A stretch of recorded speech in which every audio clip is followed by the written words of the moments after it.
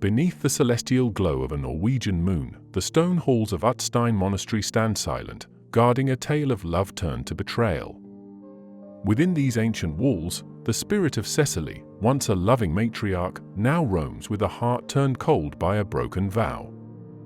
Her once tender whispers have become mournful cries that chill the night air, a spectral testament to a promise unfulfilled. What could stir a gentle soul to haunt the corridors of her former sanctuary? Unravel the tapestry of Cecilie's afterlife, a journey from devotion to a vengeful haunting born from the deepest of betrayals. Welcome to Mystery Shores. In the night, when the shadows dance, whispering secrets of their ghostly trance, eerie echoes, a chilling symphony, piercing through the air, mystifying me. Dark figures lurking from beyond the veil, haunting tales untold.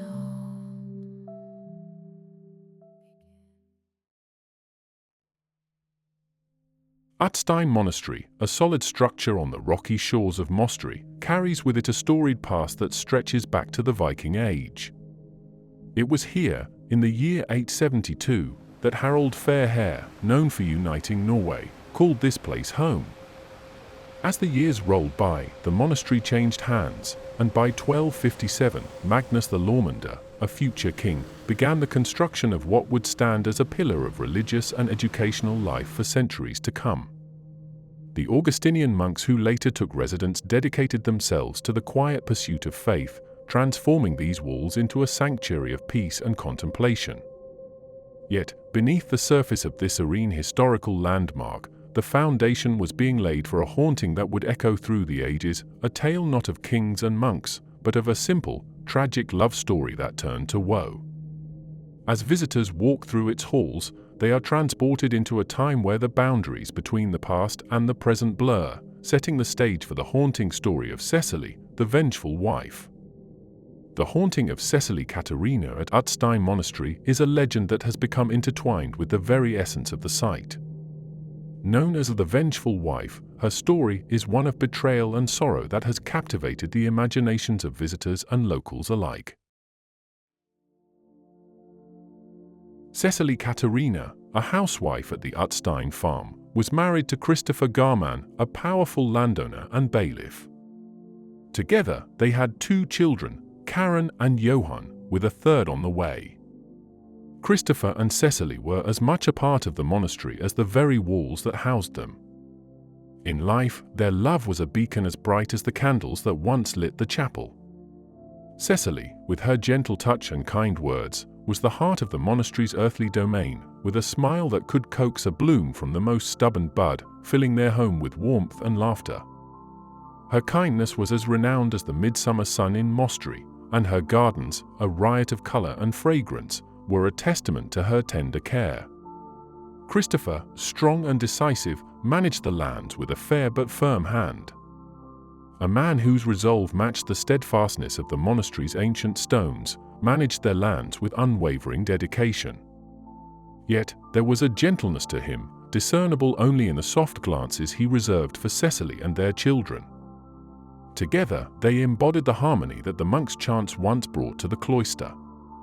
They were a complement to each other, 2 halves of a whole that made life at the monastery a harmonious existence. Marked by love and duty, Cecilie's life was shattered not by infidelity but by a broken promise made during her tragic death in childbirth. In her final moments, she extracted a vow from Christopher never to remarry, a promise he would eventually break, setting the stage for her vengeful haunting. Years later, Christopher fell in love with Helene Margrethe Kamstrup and, forgetting his solemn vow, married her. The wedding took place not in the monastery church, but in a distant cathedral, probably in Stavanger, perhaps in an attempt to avoid Cecilie's wrath. However, during the ceremony, a spectral figure in white appeared, leading to Christopher's immediate collapse and subsequent death days later. Her spirit, it seems, could not rest, bound to the mortal plane by the shards of a shattered promise. The once loving home they shared has become a theater of perpetual replay, where doors and lights are compelled by unseen forces to remind the living of the dead. Since then, strange occurrences have been reported at the monastery. Doors slam shut without cause, and lights flicker as if signaling an unseen presence. On stormy nights, a figure in white is seen roaming the hallways, her gown flowing eerily in the silent corridors. Visitors often report a sudden chill upon entering her domain, feeling an unmistakable presence that speaks of an ancient grief lingering in the air. The scent of her favorite flowers occasionally fills the air, a fleeting presence of the garden she once tended with love. In the deepest hours of the night, it is said that the sound of a lullaby can sometimes be heard, a haunting melody that once echoed through these walls as Cecilie sang to her children. Cecilie's haunting is more than a ghost story, it is a reflection on the emotional impact of betrayal and the power of unresolved feelings. Her story, while unique, echoes other spectral legends such as the Brown Lady of Rainham Hall in the UK, known for her sudden appearances and cold spots. The Brown Lady ghost is believed to be that of Lady Dorothy Walpole, 1686–1726, the sister of Robert Walpole, who is generally regarded as the first Prime Minister of Great Britain. The story goes that she was the second wife of Charles Townshend, a man known for his fiery temper. Lady Dorothy is said to have been locked in the halls of Rainham by her husband due to her alleged infidelity and died under mysterious circumstances. Her ghost, dressed in a brown brocade dress, has reportedly been seen wandering the halls since the 1830s. Another example is the ghost of Anne Boleyn at the Tower of London, forever reliving her betrayal and execution. These stories, including Cecilie's, resonate because they touch on universal themes of love, loss, and betrayal. They compel us to ponder the deeper connections and the lasting impacts of our actions. Even beyond death, visitors come to Utstein Monastery not just for its historical or architectural significance, but to experience the poignant tale of Cecilie. Some seek evidence of the paranormal, others reflect on the human stories etched into the monastery's ancient stones. Each visit adds a layer to the ongoing narrative of Cecilie's unrest, a narrative that questions the nature of hauntings. Are they mere echoes of past grievances, or are they manifestations of emotions too powerful to be confined by death? As the doors of Utstein Monastery close each night and the silence settles in, the question lingers in the cool, heavy air: what does it take to heal a spirit so wronged?